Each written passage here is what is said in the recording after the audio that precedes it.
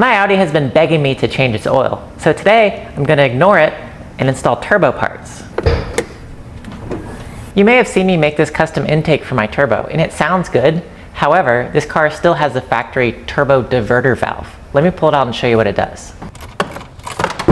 Aw, fuck, dude, fuck. No, I needed that. Fuck my... Well, that wrench just now lives in the belly pan of this vehicle.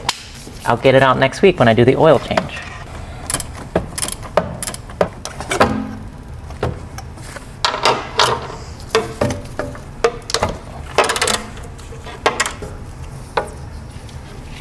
Now we can see the entire turbo. Here's our factory diverter valve, and here's a giant gaping hole that I'm probably gonna drop shit into. So I'm gonna shove a rag in there, because I have a history of dropping shit into fucking Audis. Okay, I just need to take this off, and I'll show you what it does.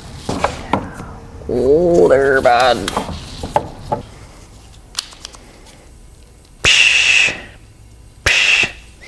This is the factory diverter valve. It's a plastic little nubbin on a solenoid that opens when you let off the throttle. That lets all the boost pressure that was in that system out safely so it doesn't harm your turbo. This leaks boost pressure. Even when it's closed, air gets past it, and you could hear it. You could hear it like fluttering and letting boost out the system. Luckily, there's an aftermarket solution. This one is by Go Fast Bits, and it vents some of the air to atmosphere. That's what vent to atmosphere means. But it vents some back into the system to keep the computer happy. This adapter right here has a metal piston, rubber seals, instead of the shitty plastic gubbin here. All you do is you take all the shit out of this solenoid here. All these little bits come out really easily. And you just stick this on there. It's really easy to put together. Let's install it. I actually bought this knockoff version of this GFB part a couple months ago, and it simply doesn't work. Like, I tried everything in my power to make this work. It does not. The machining is okay. It's kind of shitty. I had to deburr it myself because there was hunks of aluminum still on here. The GFB part is much better. Like, they did an amazing job on this. They have a chip stuck in their vice jaw on the lathe. They might want to get rid of that. But other than that, this thing is gorgeous. Look at that surfacing, that 3D contouring, beautiful. So I'm going to take this apart. This is the factory valve, factory spring out. This pops off. And then you put the GFB spring in, the GFB piston on, and this whole assembly goes together like this. They include longer screws, just like that. I should note that GFB gave me this part. They asked me if I wanted anything for my car, and I was like, you know what? I actually bought a fucking shitty knockoff a couple months ago. Can you send me the real version of that? And they're like, sure, yeah.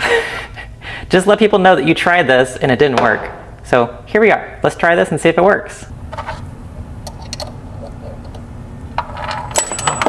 Oh no, oh, shit. Oh my God, oh.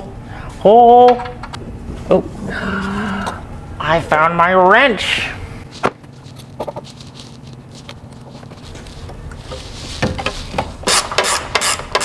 I noticed my intake is actually rubbing on my heat shield, so I'm gonna fix this.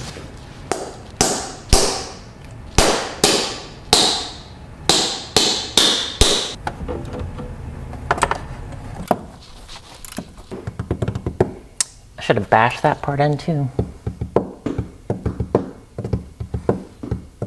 Whatever, too late.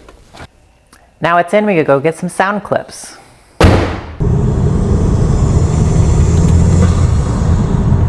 Okay, with the windows down, it's so much better.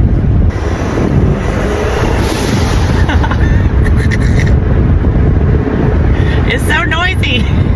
Interestingly, it sounds about the same level of loudness in the car because it's an Audi A6 and it's super insulated.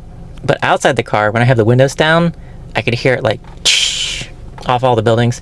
Other people could appreciate my turbo more than me. That makes me sad. But anyway, I hope you enjoyed this video, and I'll see you next time.